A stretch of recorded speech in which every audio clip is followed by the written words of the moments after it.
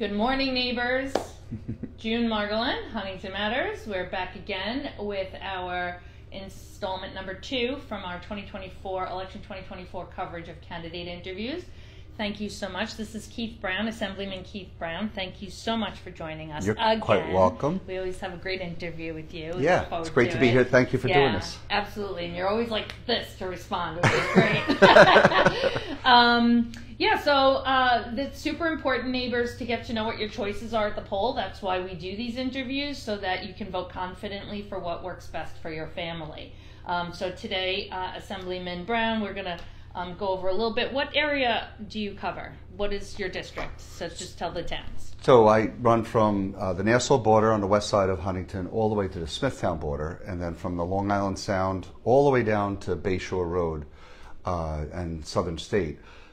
If you look at the map, it kind of looks like, I always say, it looks like the map of Idaho if you spin it 180 degrees. Okay. Because it's kind of fat up top, and then it's slim. It goes down to Saginaw Coast Parkway, Deer Park Avenue, all the way to the Southern State.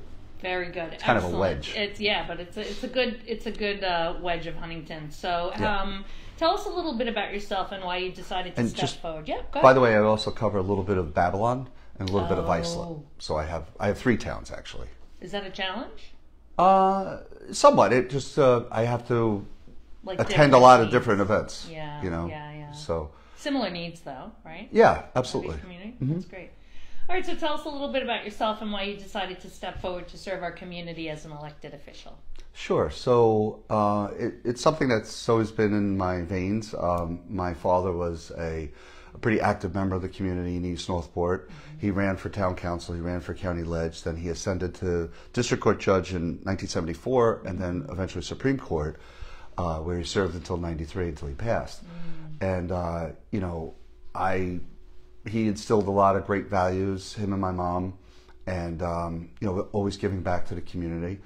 And when the opportunity arose, Andy Rea, took over for his mother in town clerk's office, Joanne, and there was an opportunity there, and I felt that I was the best person and I could do a very able job as our assemblyman, and I was really looking forward to it. I have to tell you, we're a big fan. Huntington, I mean, everything we bring to you, you're so approachable, and you're open, and you're creative too. Thank you. You really are. Yeah. The problem solving. You really have to be in this day and age because everybody's scrabbling for every dollar for their district, right? Sure. And we have fewer resources with more expectations, I think. Yeah. Well, along those lines, make it work. No, it's a good place to dive in. My creativity. I mean, I recognized early on that the best way I'm able to bring money back to our community is through grants, right? Because they're available to anybody. So I have trained my team, and I have a great staff. Sue Broderick is my chief of staff. Laura Leary works under Sue, and Brendan Black handles our constituent relations. And I have them trained. We keep 2 lists in the office. One for grants that are looking for a home, and then others for projects that need grants. And we're constantly scouring, looking for grants. We get emails. I read a lot, trying to find things, opportunities. And grants are like, they're there. It's almost it's like a lot of things in this world, like charities. They're there, but you have to go find them. Sure. Right? It's not like the good thing that is, comes to you. Because of modernization, there's grant portals. Like the state has a grant portal. Right. So that makes it a little easier. But, we're trying to match either the project with the grant or vice versa, Right. And that's actually really important because that gets you money from outside the pie that the state allocates. So the grants are other funding sources. Or in some cases, it is the pie, like with the Environmental Bond Act. There's $3.2 billion there, we just have to try to wedge the project in, and it has to be presented correctly, right? But I'm really proud of the fact that I've brought home, just myself, $885,000 to the community in 3 years. That's very significant. And that doesn't include all the grants that we've paired up with, say, the town or the county or Or the or not-for-profits, funding and all that stuff. or not-for-profits, or recently I forgot that we helped the libraries in our district achieve green technology funding, so they could modernize their facilities, put solar panels on their roofs, install EV charging was a big thing that the libraries wanted. That is a fortune. Yeah. The EV charging installation. Yep. It's not cheap. Yeah. So, but other stuff like the American Legion Hall, we helped them get a grant to reskin the outside of the Legion Hall. Nice. Yeah. So it's a lot. And I'll just tell you, one thing that I really bring to the table is collaboration. And because of my relationships with so many elected officials for so many years, that we started meeting, because I have, this pet peeve that we don't work enough together intergovernmentally, right? Because there's so many levels of government here on Lamont, right? So we, for example, we have a coastal management call where it's Congressman Lolota's office, Senator Matera's office, myself, Stephanie Bontempi, the town supervisor's office, Maritime, but also we have the villages, because I have 4 villages. I have Huntington Bay, Lloyd Harbor, Ashroken, and Northport. That it's really important that everybody's working together to deal with the challenges that we have, because of, rising sea tides and, failing bulkheads and also with just, kind of revitalizing our waterfronts, But the other thing we did, going back to the grants for a second, is that we had during grant season, between May and August, we had weekly grant calls with all those same people, right? Wow. We would have them at noon on Mondays, and we'd go over, what grants popped up, right? Where we needed letter of support, we would send out a generic letter of support, get everybody to focus on a grant. Who was going to be the applicant for the grant? What were we going to apply for? Things of that nature. So I'm hoping that we applied for a grant for Haleside Park for $1.2 million to redo the whole coastline that's there in between the 2 boatyards. Which is, if you've been over there, it's totally dilapidated and it's falling into the water. So that was big. And then we also applied for Haleside Marine Park. We applied for a BIG grant for new transient docks along, and there's going to be a comfort station and kiosk. And we're also doing a comfort station over on Milldam too.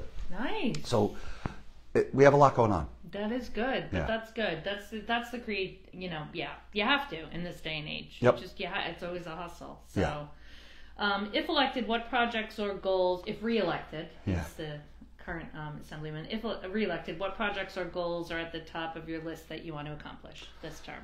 So I focus on 2 main areas. I focus on environmental conservation and the opioid fentanyl crisis. So picking up where I left off, I've been working very closely with all the different governmental levels on Haleside Harbor Walk, right? The town codified it 2 summers ago, and we're working on the 4 town-owned properties: Haleside Park, Haleside Marine Park, the American Legion Hall, and also the strip on Milldam.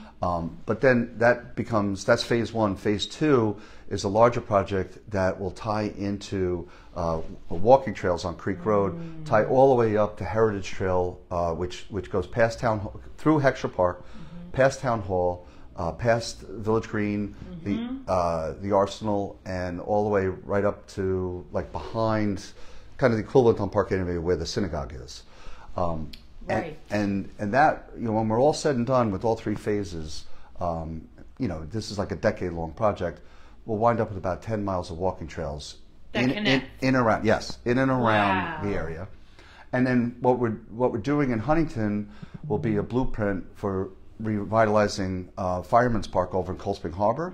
And then I'm also working with the Village of Northport for revitalizing their waterfront from the Woodbine parking lot all the way up to Seymour's. And these are all ADA accessible? Yeah. Oh, yeah. Awesome. Yep.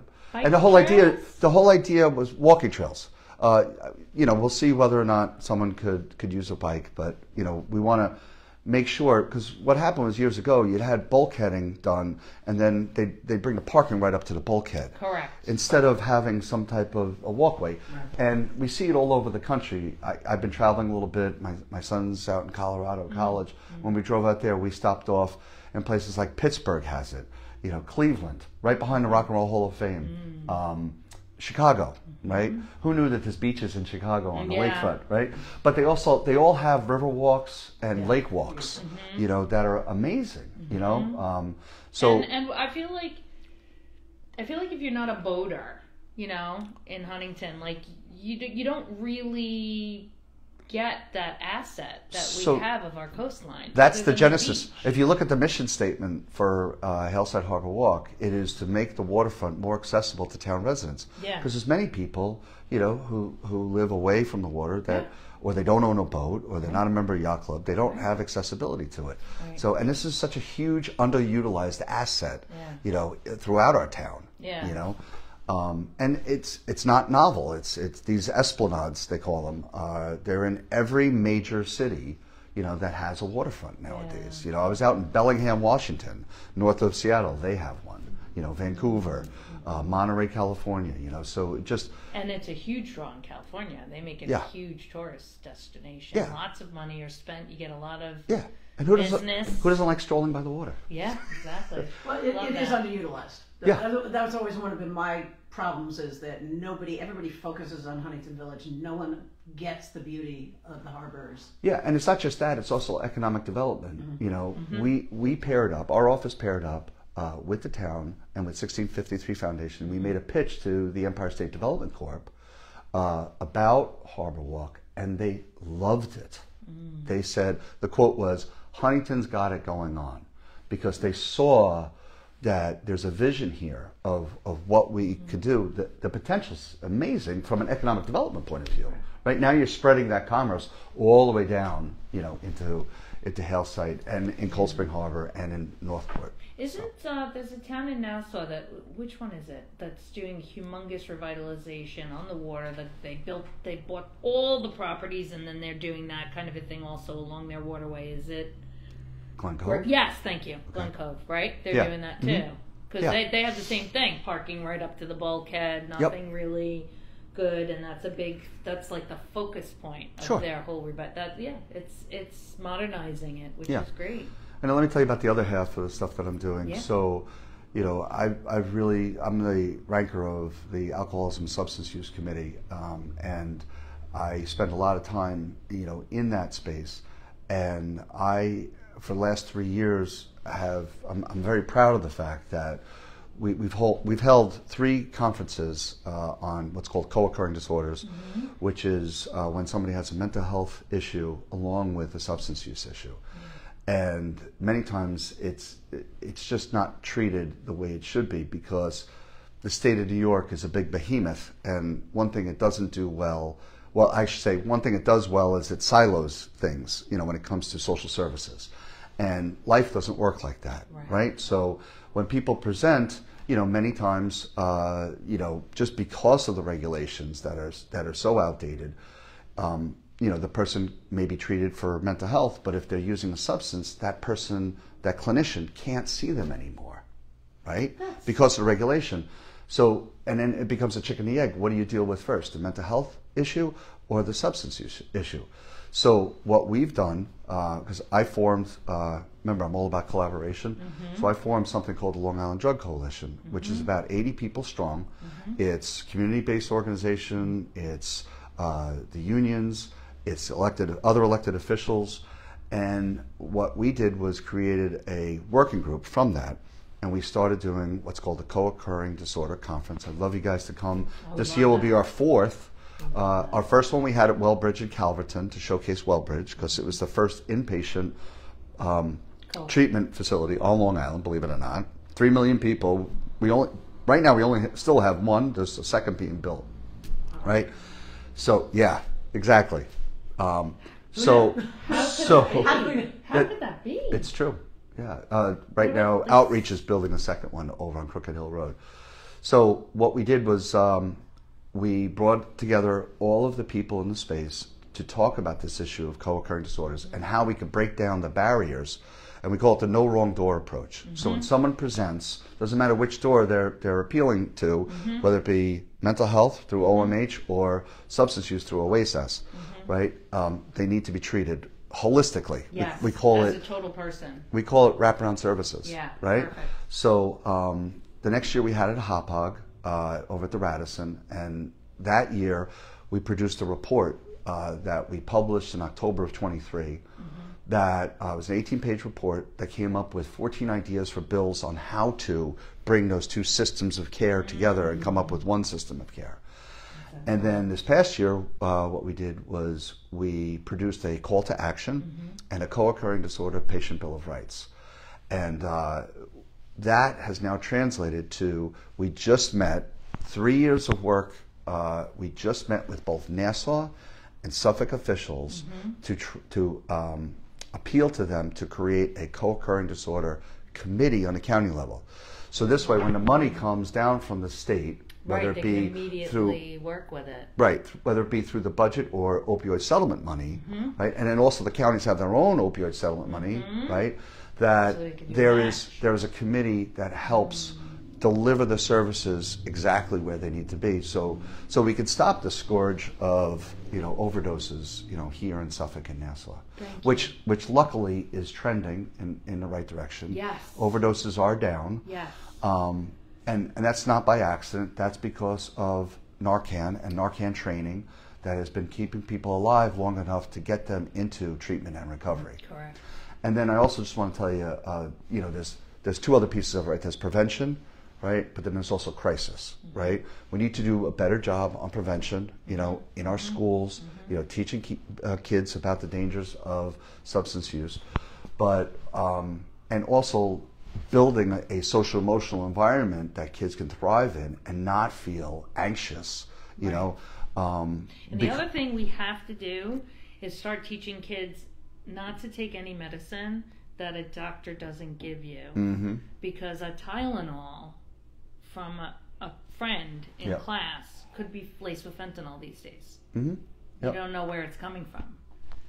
Yeah, So even innocent Well, they're not allowed to medications take can anything kill in you. class. Correct. Yeah. But we used to have you to go know to the what I'm nurse's saying? office, Yeah. right? Among You have your to take friends medicine. or whatever, even in society, when you're over your friend's house and they go to don't give take it you from, don't take anything some from mystery thing, Yeah. you have to really make sure that. Yeah, but going back to the mental health side, Yeah. I mean, we really have to teach kids, about coping skills and how to deal with their emotions better, So let me just talk about that. So not on that to turn side, to that, not to turn to substances to numb it. correct. Right. And on that side, I'm very happy that I've created mentoring programs now in 5 out of my 10 schools. So I've helped Northport, which was the first, Harborfields, Cold Spring Harbor, and now Comac and Half Isle Hills want to do it too. And I've been on the phone with Central Islip. I just spoke to Deer Park the other day, and I'm speaking to Bayshore. So I want to get it so all 10 schools have a mentoring program. Why is that important? Because peer-to-peer mentoring has been shown that a child who's going through some issues is more apt to go to a fellow colleague, another student, before they go to a faculty member. It's true. Right? So whether it be they're being bullied on social media, they're using substances, they need help, they're pregnant, they're thinking about school violence, self-harm, whatever it is, we can better deal with it. So it's very simple. 9th graders coming into the school get paired up with 11th graders, and then those 9th graders become the mentor to the new mentee as they come in. And it's just the last thing on crisis. That's great. Have you had case studies so far? Has anybody come to you and let you know? Northport like and an Harborfields. individual that said you saved someone's life, you So- this, you that. Not you, but yeah, this no, program. Not specifically, but it's so successful in Northport that they now are doing it in the middle schools. That it has to happen. Right. Lower Which and lower. when I found that out, I went. Yeah. I was told by the school principal, assistant principal, that they started it up, and I was really super excited about that. Yeah, that's it was super great news. impactful because it's, it's rolling back the exposure. It's younger and younger. Yeah. It's terrifying, actually. And then the last thing I've been talking about a lot lately is crisis. Many people don't know that in 2019, Suffolk opened up a crisis center called DASH. Yes. 631-952-3333. If you have a loved one that's experiencing a psychotic episode, they're in crisis, they're having major difficulties, you call there and they will help guide you in the right direction. It is a total game changer. Yeah. The place is beautiful. doesn't look like an institution. It looks like going to a doctor's office. And what I love about DASH so much, and I have to shout out to Karen Borstein and Family Service League, her and Pat Ferrandino, who do an amazing job there.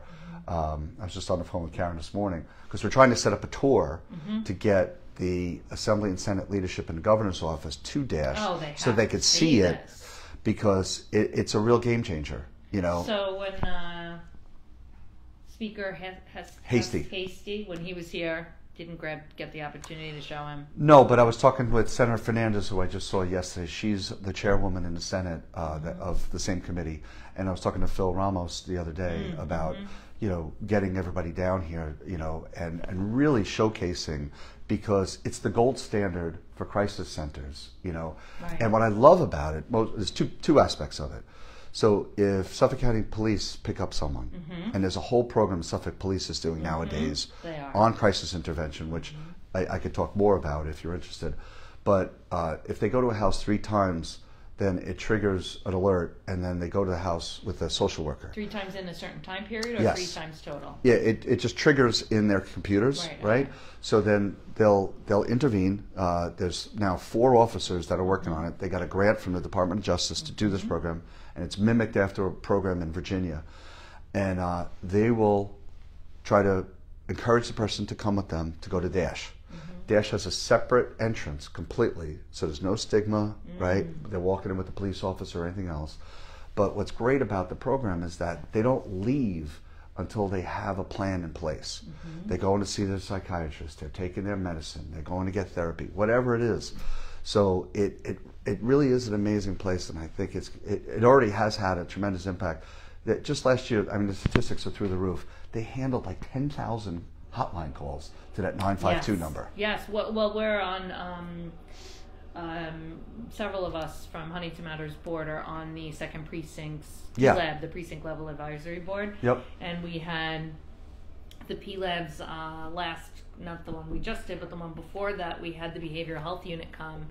And we had such an extensive list of questions. Yes. Yeah, she's great. She is so fun. She's amazing. And I have a video of it too on our She went to the academy with my cousin. She is definitely a born presenter. She was wonderful. You know what you find? But they desperately need to expand their staff. Yeah. So they need more funding. Well, it started out with her. I know. And now it's 4. It's 4. So that's great. Right. It's great, but they need 2 more. Yes, at least. Desperately. So if you could advocate for that with your grants and stuff, try and get earmarked funds for them just for that department. Well, it goes back to the collaboration, right? So I talked to Stephanie Bontempi a lot, you know, and I talked to the presiding officer a lot, Kevin McCaffrey, and I have a great relationship with the county executive, DA, you know, Ray Tierney, Chris Clayton, a Suffolk attorney, you know, and you know, we talk about these things, you know, we get together, and again, because it's all about collaboration, you know, you have to bring everyone in the room. You know, if you want to solve these, if you want to build a bridge, you need both sides to be there. I just wanted to say about Bridget and about people in the substance use space. You typically find that there's some personal connection, and in Bridget's case, it was her family too, like in my case. And you know, it's because people have lived experience that, you know, like in my case, I'm trying to make sure that no one has to live through what we all went through, and Bridget feels the same way, and most people in this space feel the same way. Yeah, it's so incredible, and I believe, as usual, very proudly going to say that our Suffolk County is doing something that can be replicated throughout the rest of the state and ultimately the country that can improve society as a whole. 100%. Far-reaching. 100%. I mean, there are little things that started at the county level that turned into massive plastic bag ban. Let's talk about that now. And then the certain chemicals inside baby bottles and all that stuff, that all started here. Yeah. And then the work that we're doing in the Assembly, and then it can spread across the entire state, just thinking about the rolling impact of having a DASH in every district. Well, and the good news on that is CN Guidance is opening up a similar crisis intervention hub in Nassau County. Excellent. Yep. Mary's the best. Yeah, Mary's great. No, the North. Incredible. It's a Northport connection. See? Yep. Yeah. See, Huntington, man. Yep. They're the best. Yes. Shit. Sorry. Wow.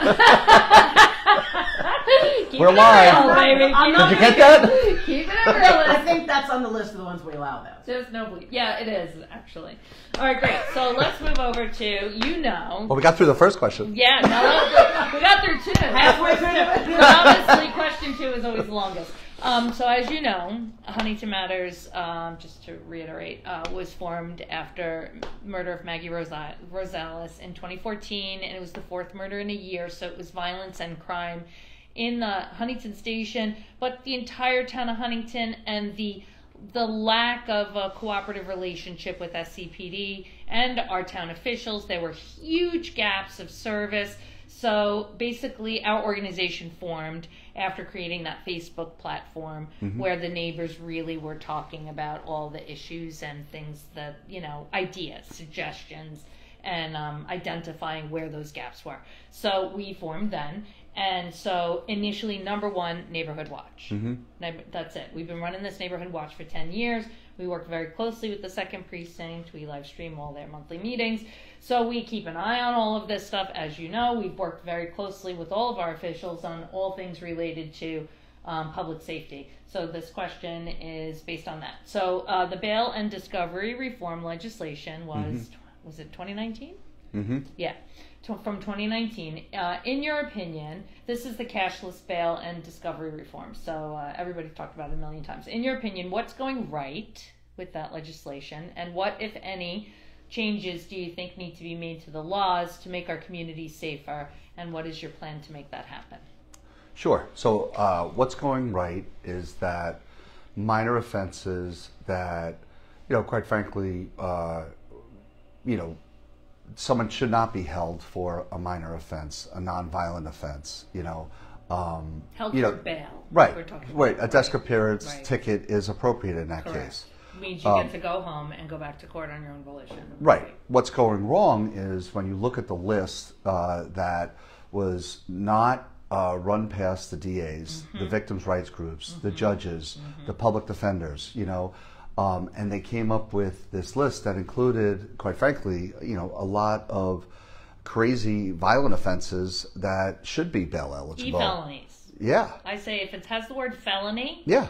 it needs to be bail eligible. Yeah. And so just so everyone knows out there, how we got here is that the law was always very gray as it related to it, because judges interpreted it that if they felt that someone was not just a risk of fleeing the jurisdiction, but also was a risk to the safety of the community, they would be held. And the DA's office had a scorecard, right? And they would present at the arraignment, to the judge and say, Judge, this person, scored an 8 on the intake, and we think that they're a risk of fleeing and that they're a danger to the community, and therefore we'd like to set bail at whatever, right? And then the defendant's attorney would get a chance to argue that, and they would arrive at, the judge would determine what the bail offense would. What happened was there was a terrible case with a young man at Rikers Island who took his own life after his being held at Rikers for a very minor offense. For a long time. For a long time. And what's strange to me with the case is that no one brought a habeas corpus petition to him, which is the procedure for releasing somebody out of jail. So, like, what happens so often in Albany, and especially when we went to a supermajority in both houses, when the Republicans lost the Senate. The Republicans haven't had the Assembly since 1974, since Watergate, but the pendulum swung too far, right? And they decided, and it's because there's a general feeling amongst the city-centric members of the Senate and the Assembly that there's no reason for jail. Right? That there's I mean like that. They literally want to close all the jails. Yes, and people just felon. people don't understand that if they were to sit in a debate of ours in session, they would hear it, right? There's no such thing as responsibility, right, anymore, and there's no such thing as deterrence when it comes to jail, but and there's some really deep-rooted systemic reasons for that, and I appreciate that. Yeah. There's racial-based reasons for it, right? But number one point of government is to protect our citizens, right? And if you have someone who is a threat to the community, then they need to go to jail, right? Because they need to take that time out. They need to get help, right? And they need to rehabilitate, and then what we really do a crappy job with, pardon the expression, is the reentry, right? So what would I do to fix it? I would fix a lot. I've spoken to the Department of Criminal Justice Services. They're the people that monitor. They're the data collection aspect of the state, right? We don't know. We changed bail reform, right? And we have this cashless bail where people are given a desk appearance. Well, guess what? We don't know how many people are showing up in court when the desk appearance ticket says, right? So it's like they moved the goalpost, right? But we didn't move the data collection. That's not what we're hearing from many other people that are running for office. We're not hearing that part. Right. They're saying that, oh no, nothing's happening. Everybody's showing up. We don't know. So how can they possibly say that when we're not collecting the data? Here's another problem with DCJS. They're not collecting They're not collecting the data. They're not collecting the data. And here's the other problem. The system is not right. Collect. We don't know. That seem like a no-brainer? Like so ridiculously stupid. How can you possibly evaluate the effectiveness of a program if you're not collecting data and analyzing it? But that's the Albany way. We change policy. We don't monitor whether the policy is effective or not, right? Because we don't do proper data collection.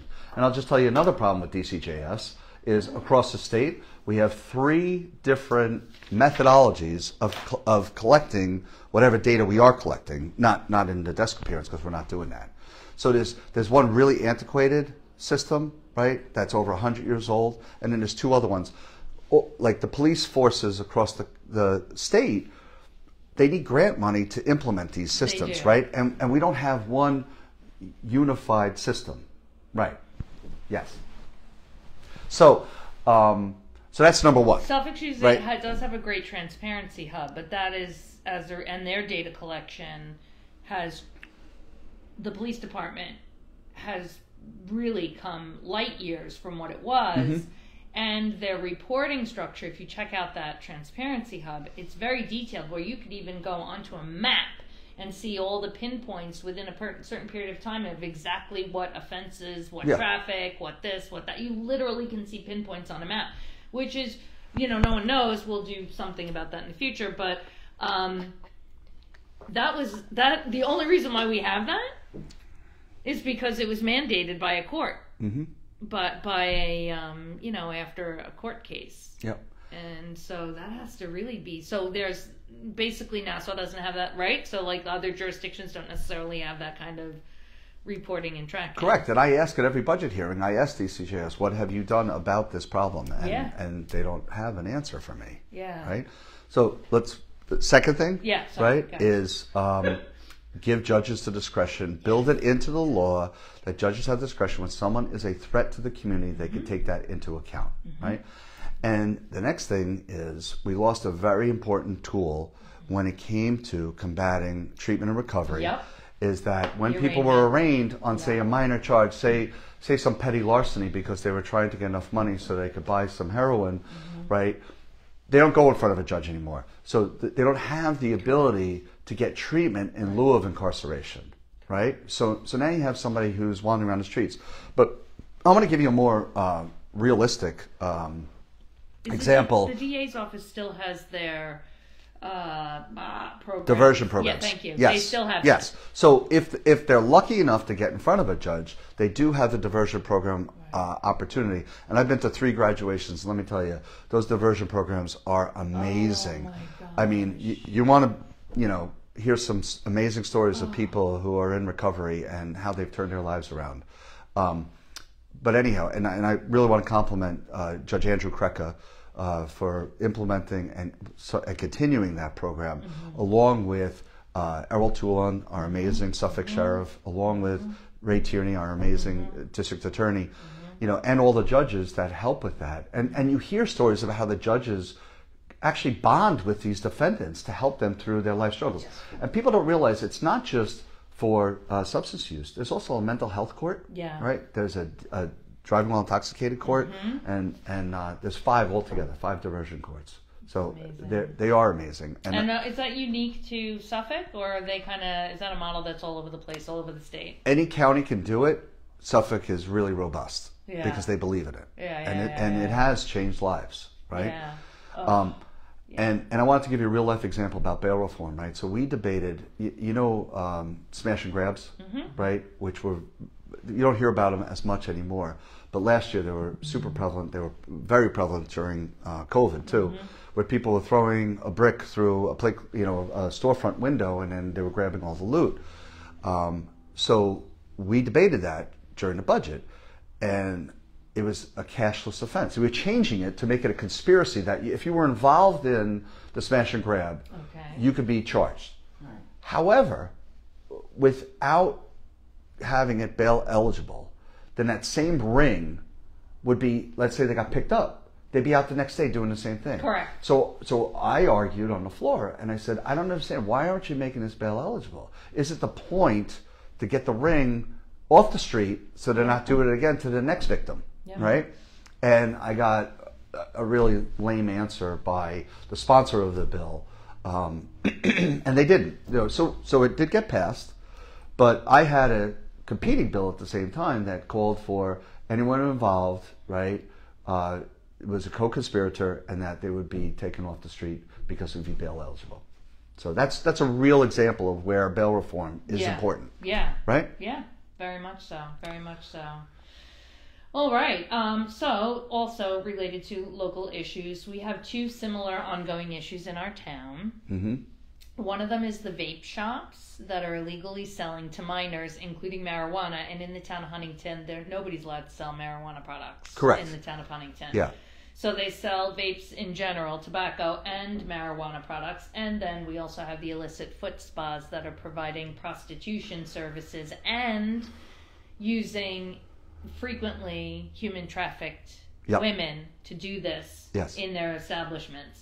So these are both very serious things. They may not seem very serious, but it's like a stone in a pond, and the ripple effect that it pushes out into the community. Yeah. It's very detrimental and affecting our children as well. Sure. So our SCPD, 2nd Precinct, does do monthly checks and raids. Inspector Williams is on it with that. Yep. On both these types of establishments, using the laws that are currently in place, but like you said, they reopen the next day. Yep. Or in the case of the foot spas, they literally shut down in a matter of hours. They've already prepaid their rent.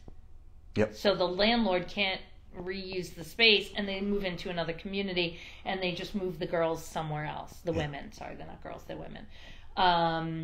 So we need state laws with stricter penalties and consequences for these kind of places that do this activity repeatedly. Yep. Right? So the vape shops, they'll come in and police will seize all their stuff. The next day, it's all right back out and they're open again. Yep. What ideas do you have to address these issues? So I'm glad you asked. Good. I spend a lot of time on this issue too, right? So I actually have 5 bills in now to address it. But the good news is I just spoke to Sergeant Fuentes the other day, Suffolk 2nd Precinct, do an amazing job. They are raiding the vape stores on a regular basis. Mm-hmm. And he also told me about the massage parlors too, that they just raided and closed one down. But you're absolutely right about the human trafficking that occurs when it comes to them. And we just learned about U visas. So there's opportunities to save these women.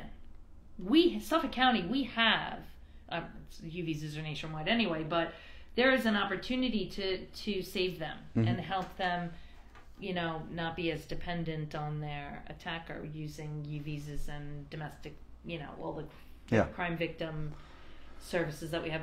Go ahead. Sorry. Yeah, so let me talk about vaping.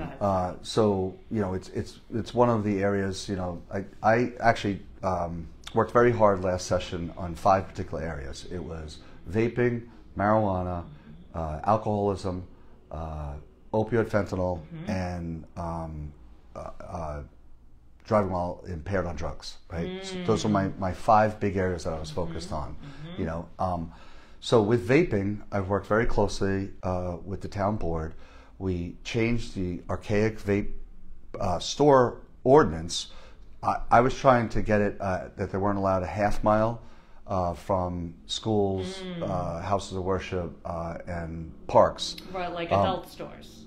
Right. Right. The same parameters as an adult store. We agreed on a quarter mile because they didn't think that half mile. The town attorney's office liked the idea of a quarter mile because they thought it was better for constitutional reasons, right? Okay. And then most recently, on October 6th, they just changed the law to better define what a vape store is.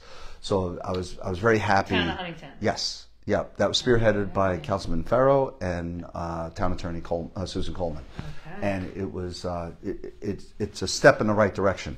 But going back to your question, more needs to be done on a state level. And the real problem is that vape stores are not registered by the state of New York.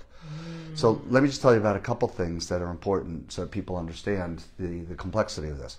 So a couple of years ago, after they commercialized marijuana, which I fought against, and I also went around, once we did that, there was an opt-out period that the towns had to avail themselves of, or they lost the opportunity.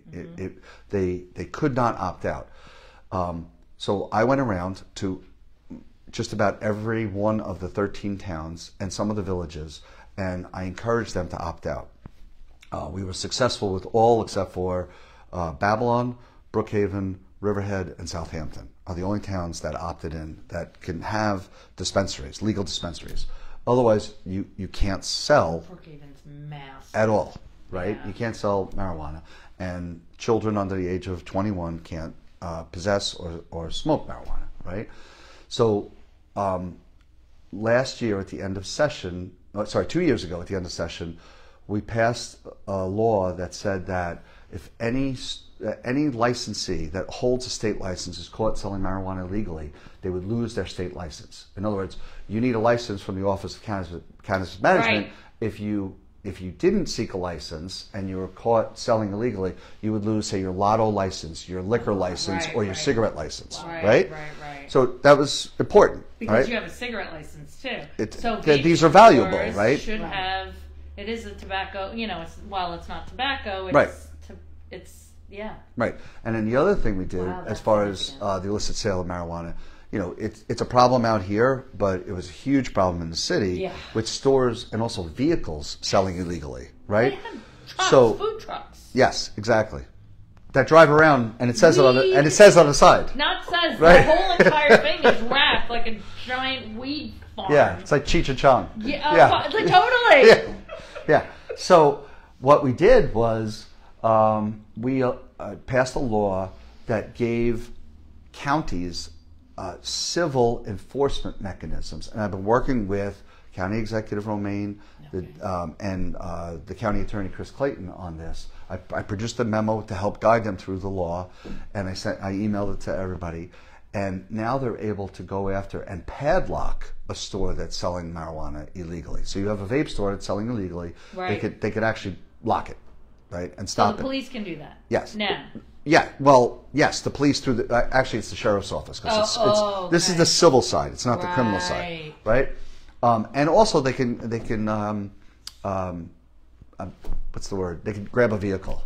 Impound. Impound a vehicle, right. But this is civil, so civil... So how long is it locked for? How does that all work? The county attorney has to bring a temporary restraining order, right, to the court because they need, constitutionally, they have to have their due process, right. And they could fight it, right? And if it's found credible that they were selling marijuana illegally, they could put them out of business.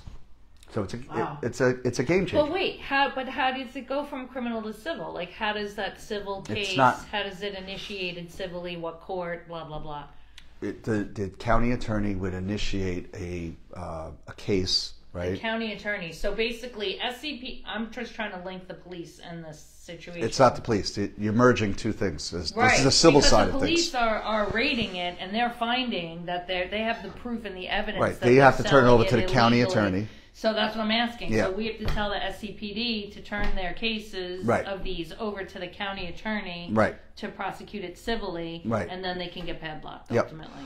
So what I did was, I had these bills thought of before that happened, but my one bill is to register all vape stores, right? And, Yes. and why is that important? Because now they have a license from the state. Yes. So if they're caught selling illegally, they can lose their liquor license, cigarette license, lotto license, and their vape license, right?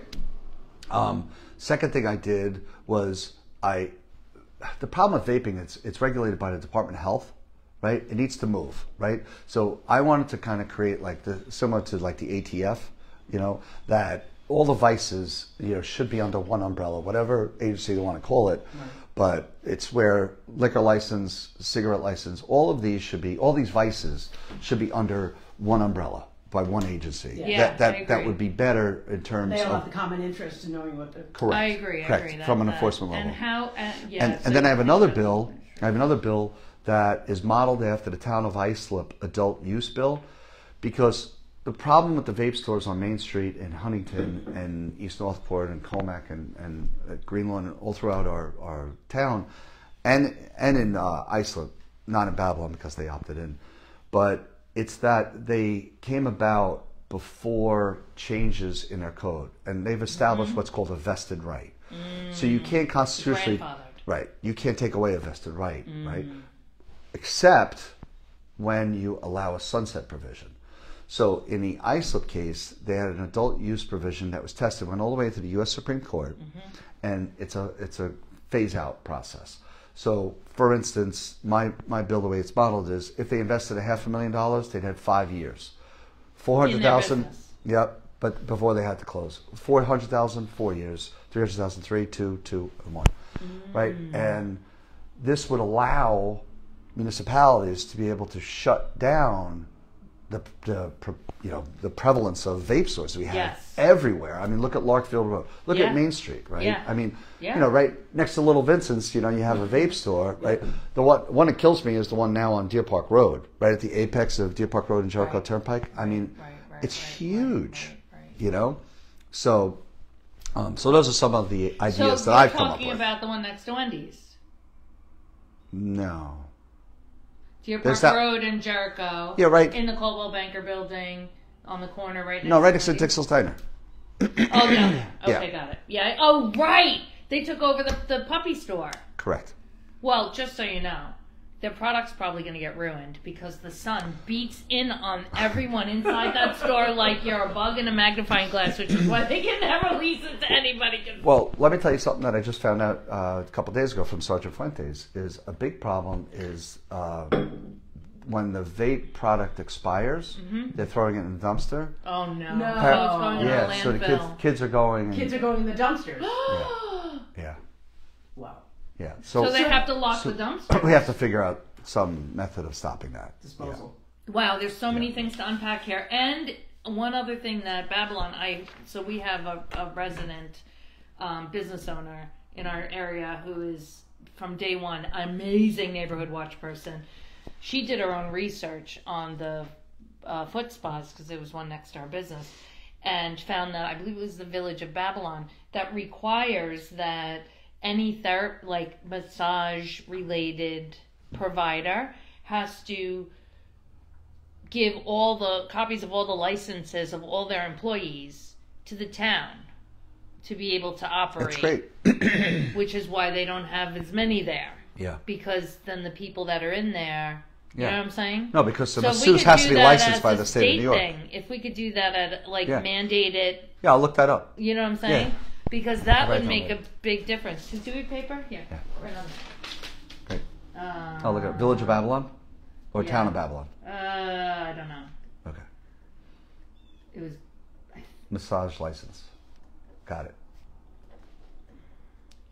Yeah, because that's what they're always doing. They're operating without that's a profession. Great. And I will tell you, the felony charge because prostitution is a misdemeanor. Yeah, yeah, and we've there. And then you there have is an a opportunity big to get the women into a room and talk to them.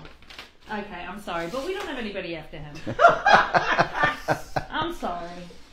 I know that if you guys want to stop watching, whatever, because we have to keep talking. No, I mean, it's no, but no, you know what I'm saying. I'm sorry, but this is a great opportunity for us, as you can see, to collaborate. Sure. We don't get to talk to you as much, job. And not because you're not available, but because we don't reach out.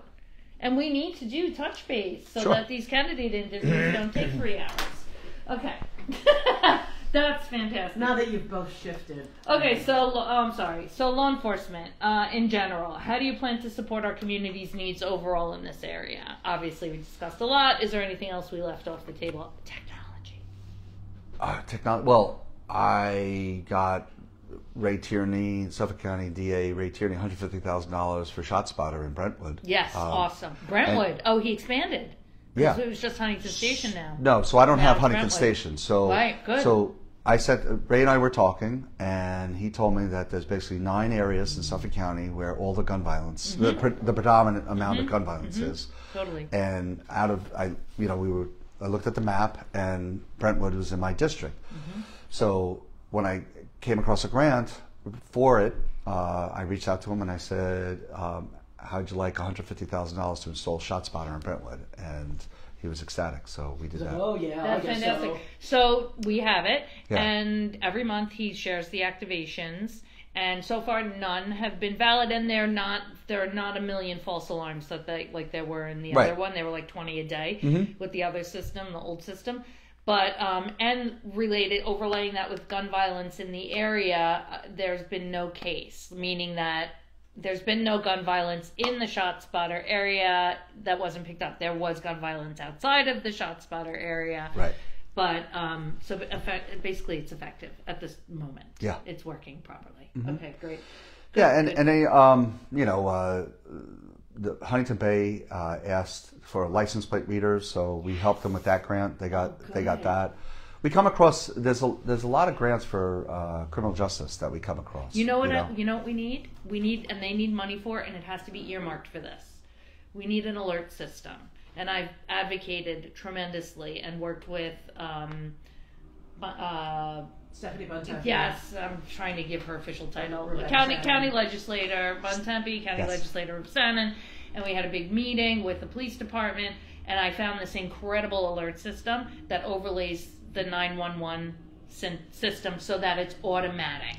But the police can program what the alerts are that they would want released, and then they can also set these delays to allow officer response before the alert kicks in.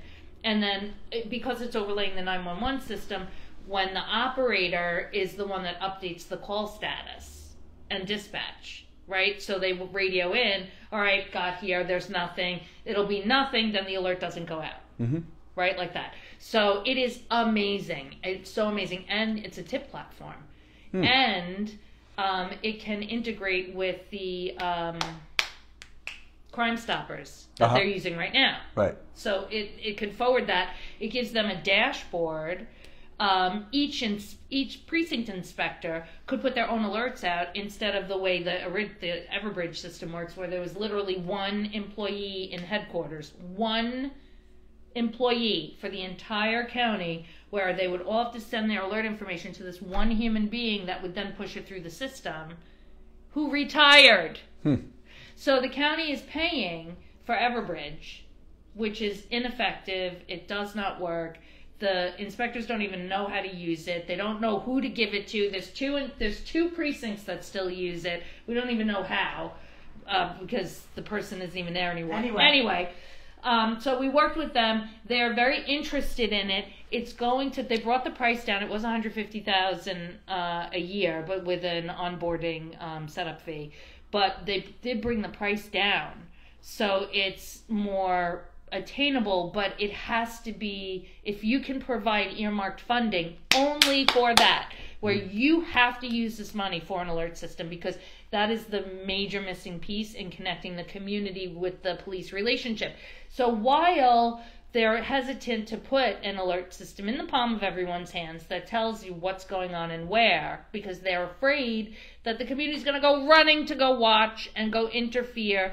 The reality is, and we have proven this over 10 years, all they need to know is that they have access to the information when they want or need it in their own neighborhood. Do you know what I'm saying? It doesn't mean, like, as a person, you're too busy. We don't have a bunch of stay-at-home moms looking over the fence that are grandmas anymore with nothing to do to go run and watch crime scenes. That's not the world today.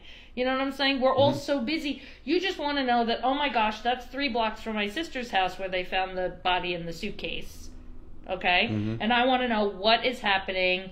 What area is blocked off? She needs to know. Can I help her? She can't get her kids from the school bus. Is my family safe? Even though I don't live there, right? Like that. You just want to glance at it and have information, and not feel like, why don't I know what's happening? There's 25 police cars over there. Yeah. And we're not saying you have to give all the information about the case. Just roughly, there's an incident. This area is blocked off. Whatever. So. Yeah. We need this funding for the alert system. Huge. Okay. Huge. And right now they were interested in it, but they're updating the 911 system to include all the villages in Suffolk County now, which is, hello, how did that never happen before? Yeah. So they have to finish that rollout before they can add anything that piggybacks onto that system. But it is last piece of technology I'll tell you about. Yes, please. So the Cold Spring Harbor bid asked for speed radar signs for downtown. Please, we need them too. So we've been working on trying to get them for them. That's just great. The ones that go on the poles. That's great. Yep. Yeah, that's like the number one thing at the precinct meetings is traffic and speeding. Yep. And like Oakwood Road and like certain a lot of aggressive a lot of aggressive driving out there. Yes, a lot. And I mean, our cars are so light and your foot is so heavy. It's Not that June would know anything about that. No, I wouldn't.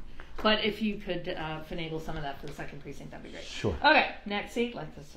All right, opioid and addiction issues. We spoke a lot about that. Yep. We know so you were part of creating the fentanyl legislative package that is related to you were instrumental, you and Steve Stern, right? Yep. That's correct. And it's a fentanyl legislative package of bills that was not passed during the last legislative session. Will you vote for it if elected? There's a note for him on the back if you can transfer that. Okay.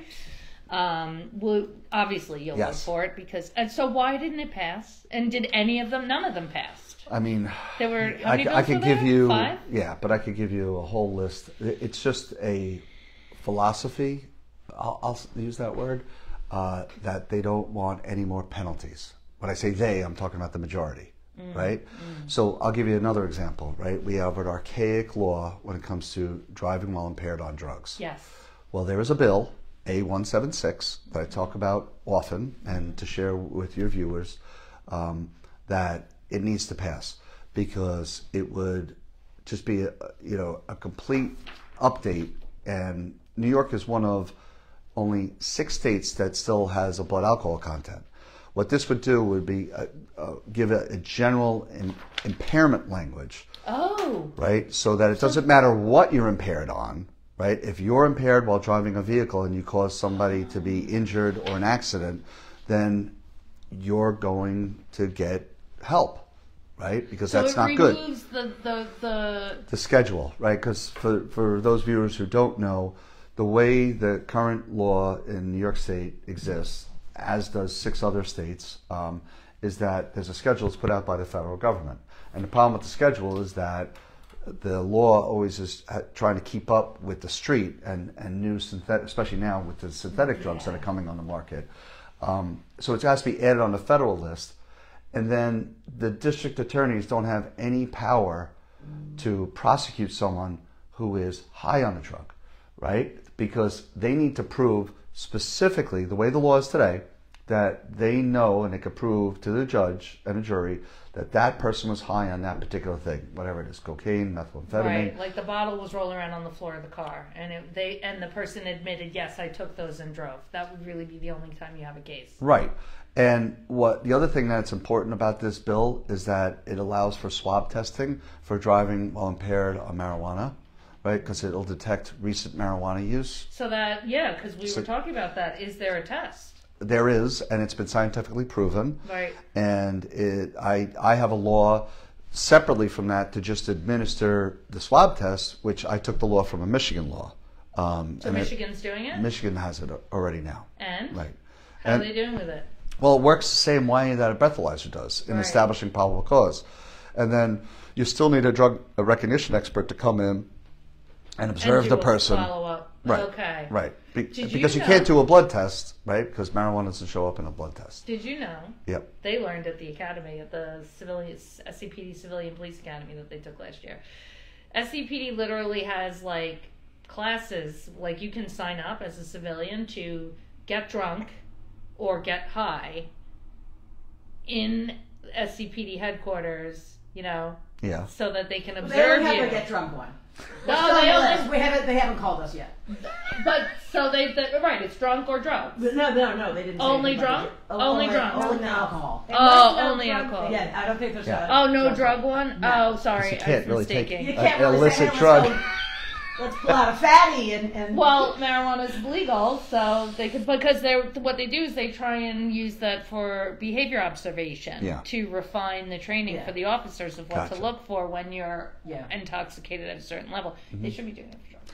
So let me just give you an example, Go ahead. Yeah, right? sorry. Which is a pretty stark one. Is you remember the case in Hicksville where the grandfather who had just gotten a promotion was taking his kids and his grandkids out for ice cream, and he was murdered, right? Because he was stopped at a light and he was hit by a young man that was traveling at 120 miles an hour, and killed the whole family. The granddaughter died the next day, and he could not be charged while driving while impaired on drugs, even though he was high on fentanyl.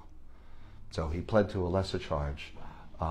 But that's the problem with the law we have today, and we can't get So this they bill. couldn't get him for like vehicular That's what homicide? they did, but because of what happened, but not because of the drugs in the system. Right, I get you. So the problem is the bill is stuck in the Transportation Committee. We have been putting a lot of pressure, that's why I talk about it, on Chairman Magnarelli. And it's not him, it's the leadership in the Assembly that won't let it out, right? And it's the leadership in the Senate that won't let it out of committee so we can vote on the floor. We had busloads of people coming up to Albany with T-shirts. We had 2 separate rallies to try to push this thing over. And Maureen McCormick, credit to her, she's a Suffolk County Assistant District Attorney, that she lives in Huntington, and I think she's in our group. she's amazing. I recognize She is a spokesperson about this issue. She's an expert on this issue, and she's been spearheading this effort to try to get this bill passed. And it's so overdue. So how can we help you? So Get the message you out. have to get the message out too. So we need individuals to To write or to, do to we write need to the to governor, write to to the- write to Andrew Stewart Cousins in the Senate and Carl Hasty in the Assembly, and to Chairman Magnarelli in the Assembly to say, let this bill come to the floor so we can change our archaic driving while impaired on drugs law. Critical. Absolutely. Okay, it's on the list. Got it. You give us a lot of work to do, boss. All right. Schools. The Rockefeller Committee is evaluating the foundation aid formula for school funding. How will you support our school districts when they decrease our funding? And can you explain what the Rockefeller formula is? Well, What- we don't what we the don't have it formula yet. is? It's coming The out financial. December 1st. And, So they're revamping it. They're making a whole new thing.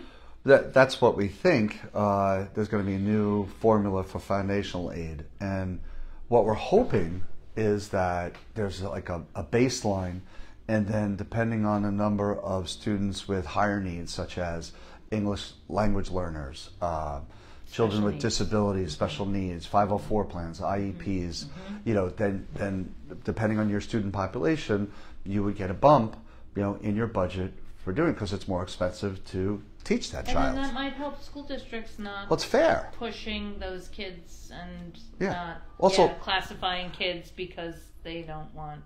Exactly. Right. Exactly. I'm And not I would love to say see. it, but you can read between the lines. No, but that does happen. Right, and also I would like to see gifted and talented in that category, and I'd also like to see I'd like to see vocational training in that category. Yes, right? please. Because there's a big problem, a big disconnect between the school district and BOCES. Yes. And I'd like to fix that And too. in 10 years, no one's going to come to fix your toilet. Nobody. There'll And be how nobody. often do they put out this report? Well, they haven't done it. So It's- just so you know, foundational aid. So I was actually at the AG's office when this case was pending, so I remembered it vividly. So there was a lawsuit that was brought in Supreme Court because they felt that the way school budgets, that the state budget to the school district was inherently unfair. And the judge agreed, and as a result, the state education department came up with foundational aid. And that was supposed to address the fundamental flaws in the school budgeting process. So, because of the declining enrollment, the governor took a stab at it last year. We, bipartisanly came out hard against it. All of a sudden, miraculously, the governor found $3 billion. So the foundational aid formula changed dramatically. But so she's, what she did was enlist the help of the Rockefeller Institute to come up with recommendations of how to change foundational aid to make it more inherently fair. So that's how we've arrived at where we are. Right. We've been meeting with the school superintendents, we've been meeting with the school districts. Everybody, is waiting for the other shoe to drop when it comes to the report on December 1st. And they're saying they're going to actually come out with it on time. So that's great. We'll see. It's also super important because the formula that they're currently using is from the 50s, right? From the 1950s, or is it the 60s?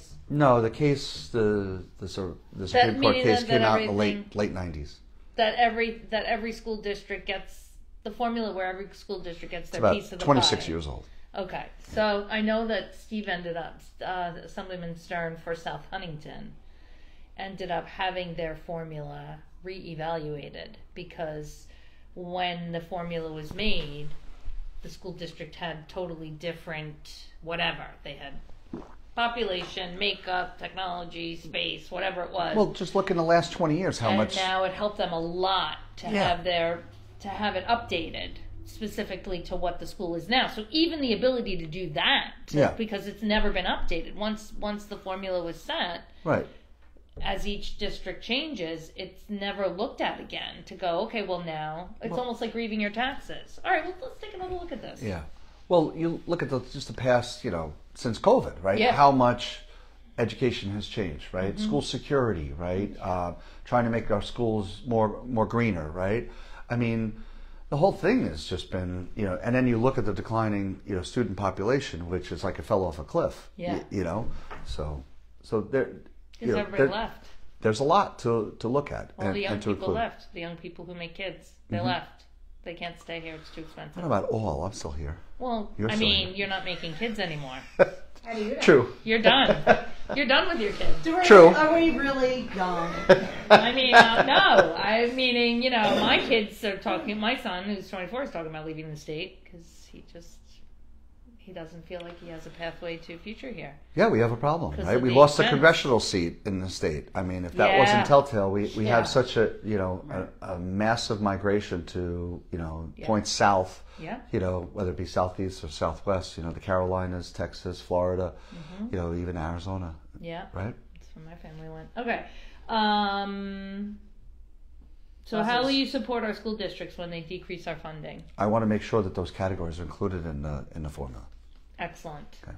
What is your position regarding the upcoming deadline and mandate for the It was the number one issue of school buses? It was the number one issue at the school superintendent's meeting that we just went to last week. It's so expensive to do that. Well, and it's going to bankrupt our schools. Yeah. Right. So what? Listen, I say this without any problem that I'm not a climate denier. Right. I own an electric car. I have solar panels on my house. But why are we going to bankrupt the schools? Why do we go after school buses first, right? They cost $300,000. And we're not talking about taking the old school buses and retrofit. Or just when they reach their longevity, right? Start to introduce slowly electric buses. Instead, we put out, I voted against it, right? We have this mandate, that says that every school district, first of all, how are the companies going to produce it? Right. How are we going to have charging stations available? Correct. Right? Is there enough infrastructure in the grid, with the substations? It costs a lot of money. And if you don't have a substation right near the school, right? Where you keep the buses, the bus depot is, right? Then what are you going to do? And what do you do about the band trip upstate? Right. There are so many issues that are involved in it. And when is the date? I don't even know the date. What's the deadline? 2035. That's tough. Right. Listen, I say this to my colleagues on the other side of the aisle that I'm on environmental conservation, just for your viewers so that they know. on the rank group of alcohol, substance abuse. I'm on judiciary, environmental conservation, and housing, right? And I say to my fellow assembly members when we're in hearings about the CLCPA, the Climate Change Act in New York State, that the Achilles heel is battery storage, right? Yeah. Governor Cuomo, when he created the CLCPA and when they voted on it, I was not in office at the time, they did not imagine the amount of opposition to battery storage, right? And now we have every town on Long Island passing moratoriums, right? Yeah. You can't even build a battery storage place. And it is a huge part of the Climate Change Act, right? But why aren't we looking into other technologies? You know, there's a lot of talk about hydrogen lately. Why aren't we promoting heat pumps? I want to put a heat pump in my house. I want to be off the grid, right? I don't want to be reliant on LIPA and PSC&G anymore. You know, they're horribly run, you know, agencies, you know? So, but we need to be looking at some of these other available technologies that, you know, reduce, you know, the amount of carbon emissions into the atmosphere, you know? Very good. All right, thank you. Sure. Housing. Now that you're on the housing committee, Yeah. our community is in the. We fought over this question. Yeah. It was this big. Yeah. So I'll this answer. is this is not what I wanted, but this is what we have. Okay, it's an easy answer. Our community Let's just is put in it out the there. midst of a housing crisis. Housing crisis. What ideas or plans do you have to address this problem? And you have to petition, please. You have to change the name of the affordable housing formula to workforce housing, because the world does not understand when they hear affordable, it's subjective. And Right. it's federal. I It's know, not- but he can talk to the federal people. As a Sure. state, we can come together Sarah. and push the federal government that you have to change the Let's name go to of the this. diner and we'll talk about the affordable term. I hate that. Well, I have Congress people coming. We're going to interview Congress It's this very year. important because people are just very confused. Nobody Yeah. understands. Nobody that. understands it. Yep. And as community leaders and advocates and the job we do, it is a near constant. I literally have the exact same explanation pasted in my notes app. So I can cut it out. Blah, blah, blah, low income, that's not affordable, da, da, da, da, da. Okay, paste. You know, and that this is really what it is. This is the formula. It's roughly 80% AMI, blah, blah, blah, blah, blah.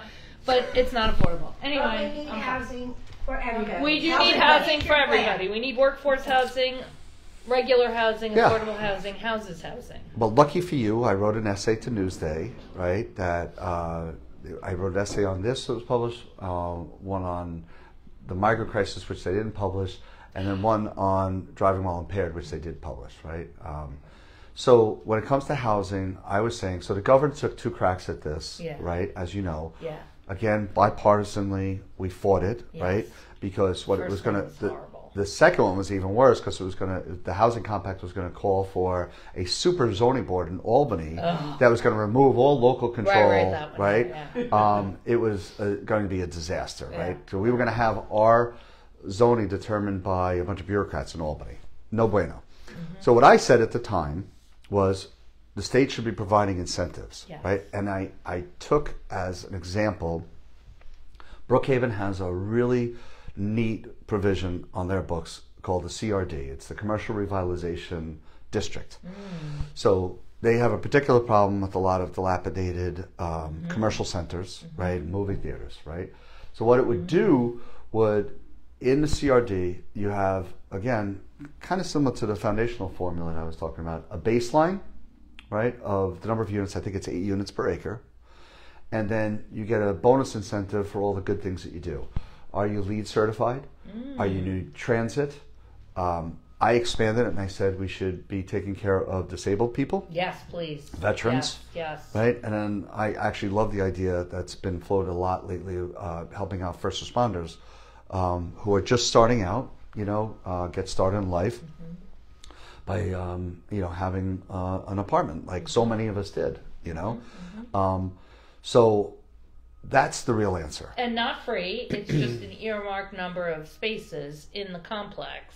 No, Right, I'm just explaining that. Yes, That you're not exactly. giving these away for free. There's an opportunity Yeah. for this Yeah, and I class actually have of people. I took a page out of the Huntington book because, when we have a 20% affordability requirement or pay into the trust fund, I said that 10% of it, should be for veterans and disabled people, because we have a huge problem with housing for disabled people. Great.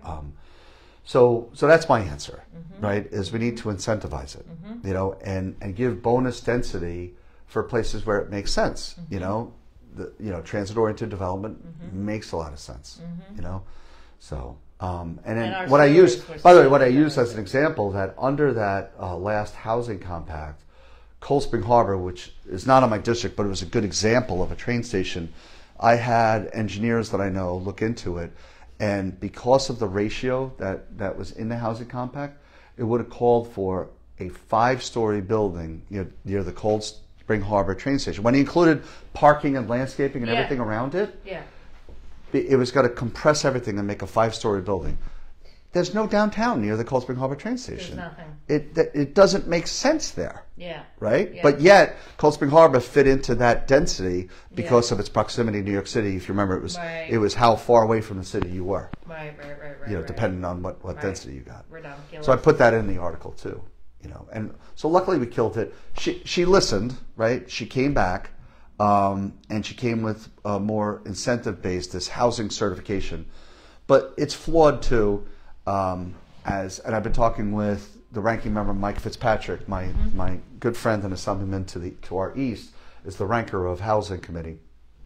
And I've been talking with our researchers up in Albany, and the real problem is that the housing certification is based on building permits, right? Where if you're putting up a building that let's say it has 20 units in it, that's included once. That's one building permit. But the town should get credit for 20 units that it built. Oh. Right? Wait, really? Yeah. Wow. Yeah. Again, Yeah. I would never have even thought that would have even been an issue. Right. And what she's done is tied it into grant funding, right? That there's certain grants that if you're not a pro-housing certified municipality, you can't avail yourself of certain grants. So. Got it. So they need to fix Albany. It's another thing that needs to be fixed. There's a long list. You ought to see my notes. My notes on legislation is like a mile long. But regardless, we need to work on something because it's an issue that's not going away. Right. Yeah. It's a constant. That's the big issue. Yep. And isn't one of the things where she National wants to build Local. on state land? Right? Isn't that something she's doing now? Is building affordable housing on state land? So Or state... there's one piece of property up in Farmingdale, right next to the train tracks. That was a Superfund site. Yep. I had asked at the budget hearing, there was big talk about Southampton, the former LIU campus. And then there was a question about Farmingdale State College, right? Even though it's not in my district, it's not far away. And I was told flat out that there was no. Oh, congratulations! It's a great place. It is. Best kept secret. Look at this. Look at what it produced. Best. Come on. Best education money can buy. I had an excellent education there. Yes. Yeah. Anyway, go ahead. So I was told at the budget hearings that there was no plan for housing in the foreseeable future at Southampton or Farmingdale because Train station area. No, Farmingdale College. At the college, Okay. on the land in the back. And because I was concerned, it didn't make sense to me that we were going to put, new housing on a college campus where there's students. Like, Right. why are we mixing I the agree. two? I agree. There is. I'm not saying it out loud, but Yes, you are. Listen. there in Huntington. And I'll just draw you a map. Here's the choo-choo. There's the tracks. That's New York Avenue. There's this piece that's owned by the state. I'm well aware. I used to live around the corner. Did you? Yeah. Where? I lived on right off of Broadway on Cottage Court. Oh, yes. So the other side. Yeah. So you know what I'm talking about. Yeah. I don't think that it would be a good fit anyway because there's no parking. But But listen, I'll just sum up the whole housing that's thing a by TOD right there. The state should be providing incentives so that local municipalities can be making their own decisions and put it where they feel it's most appropriate. Right. Because we do have to diversify the housing stock. We do. For people coming into the market, for Right. new married couples, Right. coming into the market, Right. and also for seniors. Right, and then the more housing The stock we emphasis. have, as far as economic formulas go, Yeah. the cost of housing should then drop because supply will be larger or equal to the demand. It's just that since World War II, since we built out here, we did too actually much ever of lived building that? one type of house, right? Right. A single family house. Right. And then what we should have been doing is kind of allowing, more dense housing, in our town centers, and then keeping the outskirts, more open space, So we actually have a good example of it right here because we're in downtown Huntington, and then up on Oakwood Road, we preserved all of the open space up there. Right. That's like a perfect scenario. Right, and Right? then like Ed Smith refers to the downtown Huntington setup when he was talking about Melville Town Center in the meetings where there's the high density and then there's lesser density Right. further out, where then you have to have like buffer space around and their own parking lots there, and then it goes more and more wider Correct. the further out you go, and that's actually the model of a healthy town. And look at Huntington, we're quite healthy, I think, right? Yeah. I think we're the Right? We're we're the model for look. When Patchogue was in decline and they were looking, when Mayor Pontieri was looking to revitalize Patchogue, he's done a remarkable job, in 20 years to turn Patchogue around. And now, they're having some of the similar problems that downtown Huntington is having, but they're kind of good problems to have. They still need to be addressed, but, Huntington Village is kind of right now a victim of its own success. Because it is so robust and thriving, we have parking issues, right? And we have to make sure that people behave themselves late at night, that kind of thing. So Yes, sir. All right, environment we talked about. Are you good with that? Did we touch on that enough, or do you want to talk more about No, the I think water we're good. quality? Prop 2? Prop 2, vote Prop yes 2. for Prop 2. Hugely important. 50 years in the making, right? Credit goes to County Executive Ballone, and Sarah Lansdale, and also Pete Scully, who came up with the idea to do, reconnaissance and go out to many of the states and see what they were doing. This plan is modeled basically after the Maryland plan, what they did to save the crab industry in the Chesapeake Bay. And, I'm very fond of saying, I've been saying it for years, we once had a thriving shellfish industry. We did. $1 billion shellfish industry My on Long brother-in-law's Island. entire family, And, that was their industry, and they were wiped out Yep. from lobstering. So I'm glad you brought it up because the other piece of that puzzle, right, and we just Save the Sound just did their report card on our waterways, right? The other piece is stormwater. Yes. So I'm working with the town of Huntington right now to come up with a stormwater plan for the entire town. Right now, for people that don't know, we only have a stormwater plan for Crab Meadow because the town codified that subwatershed plan.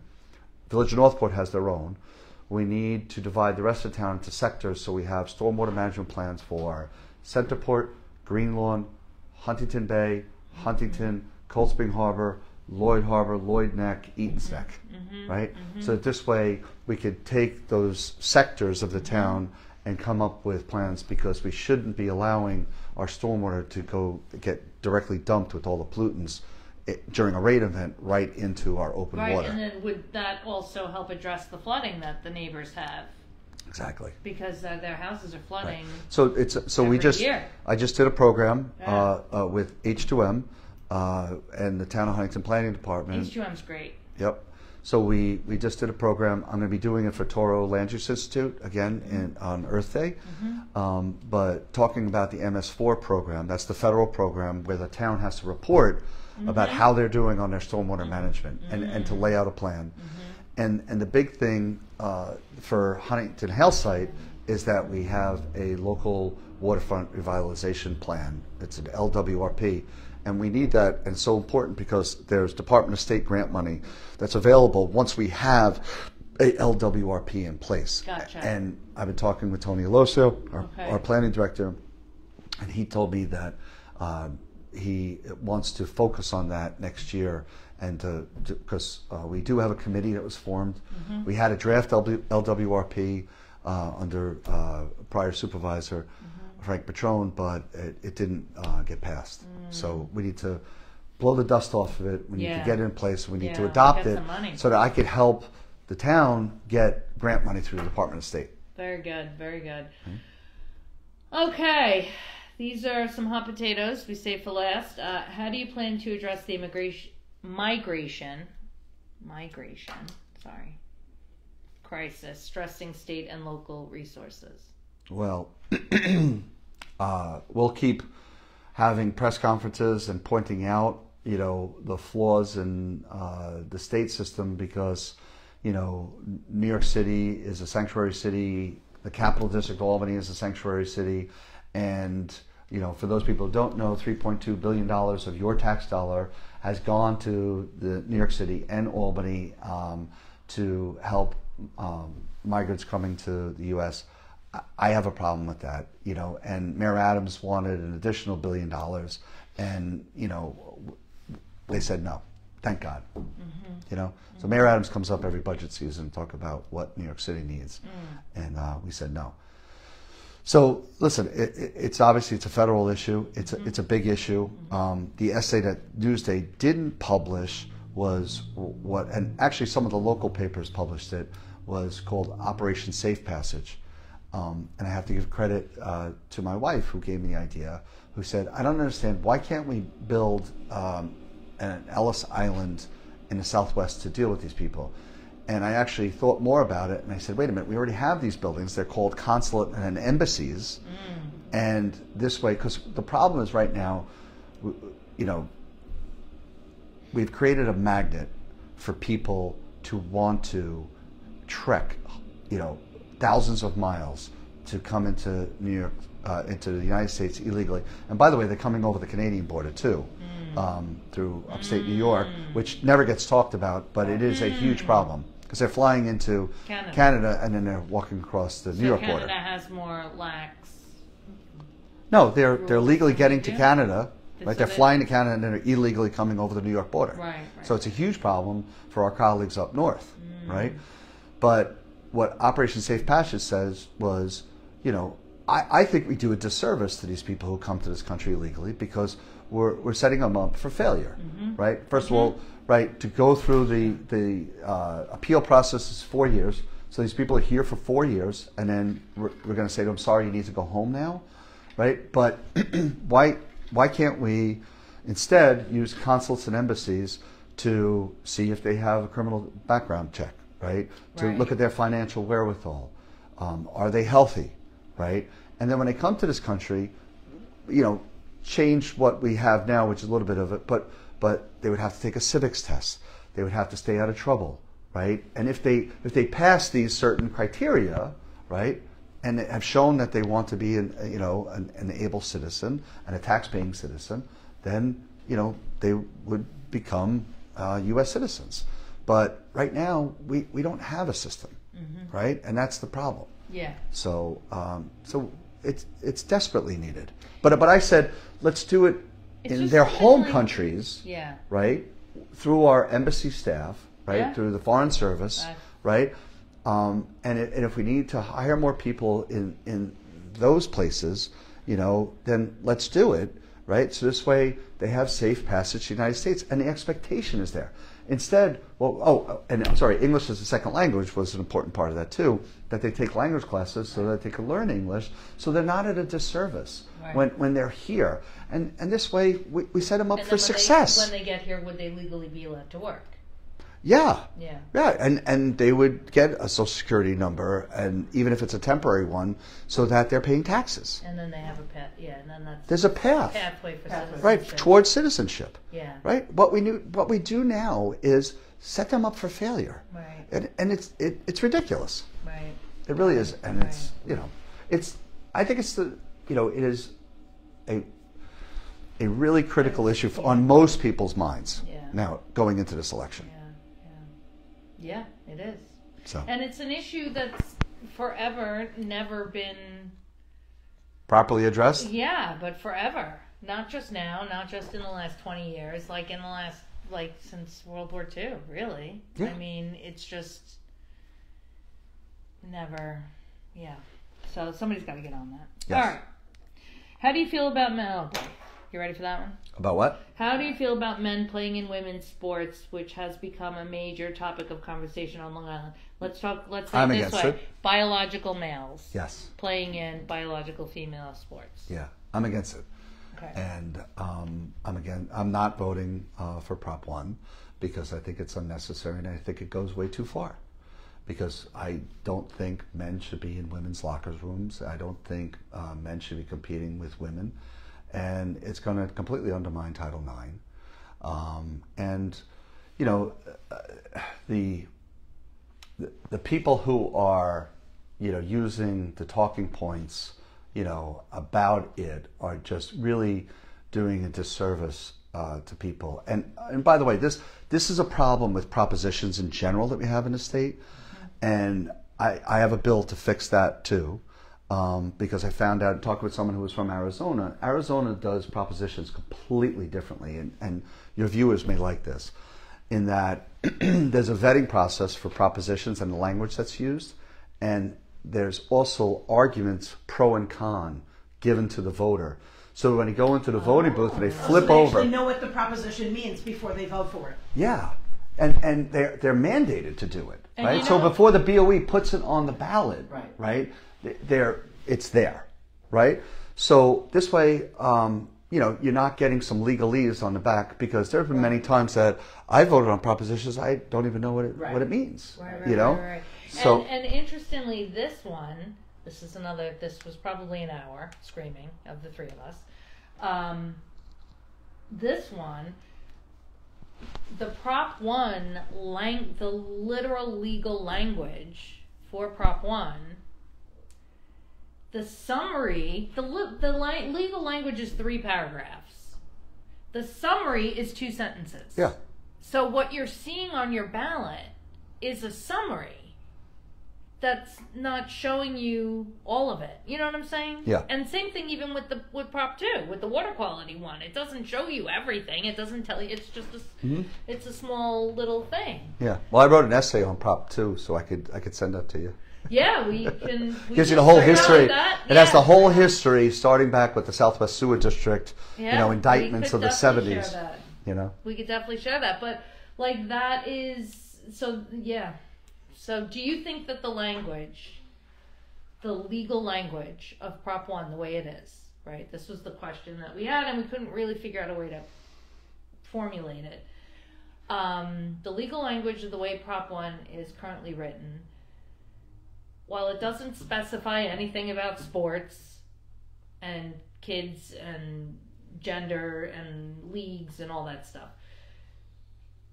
do you think that the language that is there, Dana, ask it. It's her question. Because it had so many, question. It had so many double negatives, and I couldn't wrap my head around it. Is out there by a lot that they have the proposition to tee up the change so they can make it legal. That is what the debate is about. Yeah. So are you of the opinion that this proposition will make it a legal pathway for legislation to add or to let men play female sports? Or I'll say it differently. I think it's going to open up legal challenges in the court system for just that, what you said. Right. And so meaning if a sports league wanted to say no, our league does not allow this, or schools, someone could sue them. Yes. And then it could go to the state, the highest court in the state, and based on this Prop 1 result constitution, if it gets passed, that then they could look at that, a judge can look at that and go, well, yeah, okay, yeah, it's a you constitutional can do it. right, and you violated it. Right, correct. Don't forget, we debated this on the floor for 2 years. So constitutional amendments have to go before the legislature for 2 years before it gets to the ballot. Right. So there are a host of questions as it relates to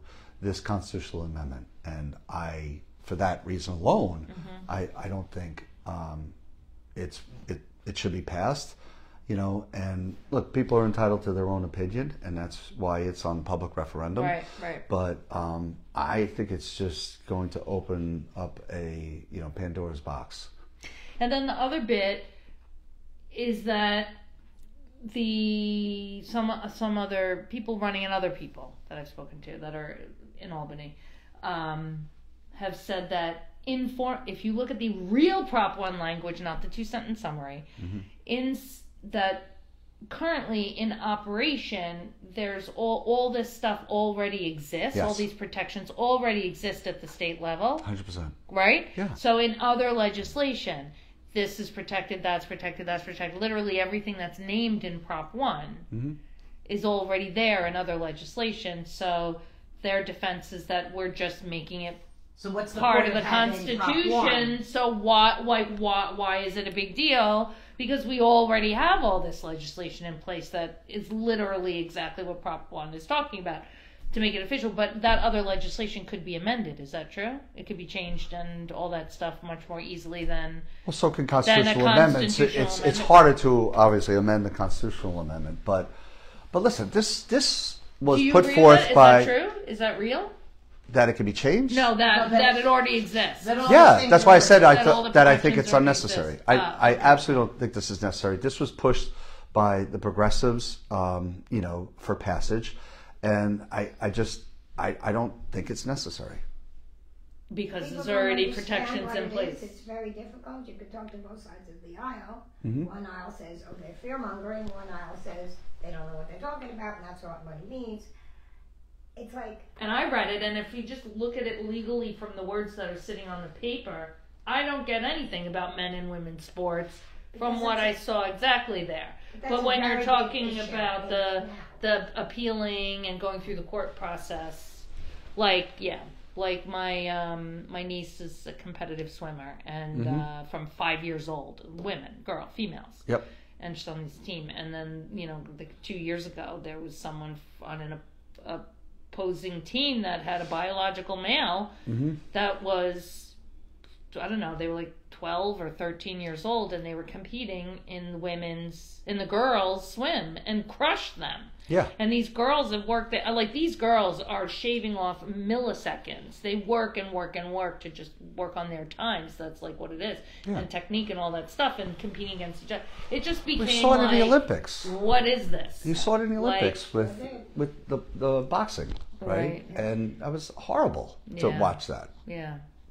Yeah, I didn't watch the Olympics. Sorry.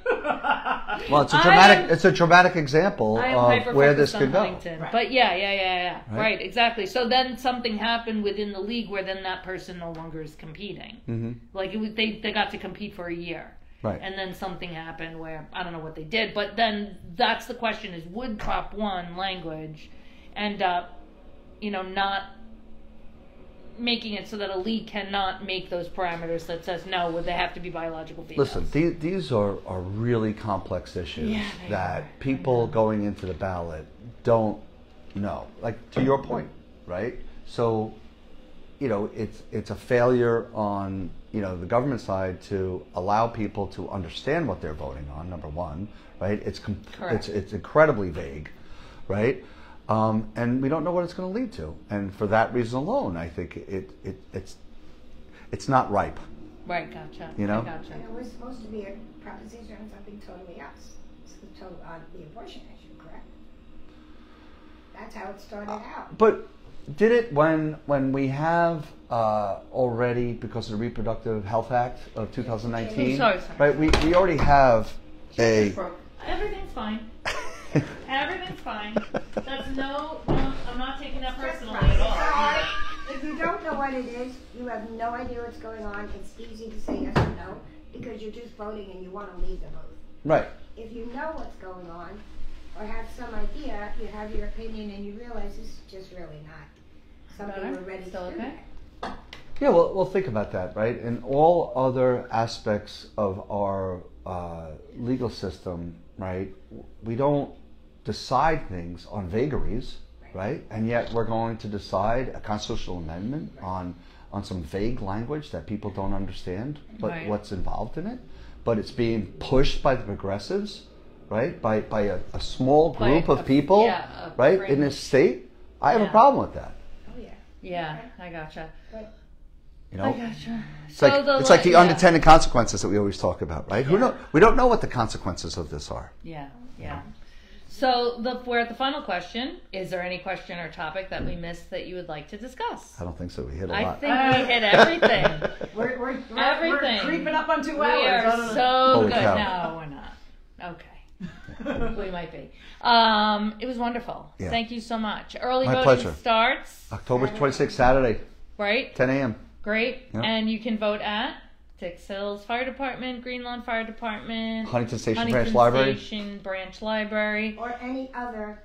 or any other. In Suffolk County. Correct, but Yeah. we focus on Town of Huntington. So Yeah, Vote but early. I went out 2 years ago. We voted in Sayville because we were there for another meeting for something. Gotcha. And we said, let's just vote Yeah. now because it was supposed to rain or something. right. I love early voting. So Tuesday. vote early, but also importantly, the ballot is very long this year for your viewers, right? So it's president, vice president, U.S. Senate, a lot of judges, and then and then Congress, state senator, state assemblyman, all the way down ballot. Right. So hang in Don't there. give up when you get tired. Hang Keep in going. there. Just finish up. Yeah. Make sure you go Finish all the way up. across the Yeah. ballot, and then And turn it turn it over. over. Turn it over. And Proposition 2 is a 1/8% increase in sales tax, and it will So needed for federal dollars for It- Long Island. Yes. Because when we do that, we'll be able to get matching federal money. Really? Yeah, that's why it's so important. Yeah. Aha. So we need $5 billion to sewer Suffolk County. That's the Yes. price tag, right? And wouldn't it be nice if we got $2.5 billion from the federal government over, Yeah. and it's over 50 years. Yeah. And there's a lockbox on it. And I'm excited about There's a my lockbox series. on it, and it will sunset in 50 years, right? We gotta do it. Thank you so much. Thank you so much. Yeah, Assemblyman great talking to you. Brown. Wonderful. Thanks, as everybody. Always. Appreciate you. Take care.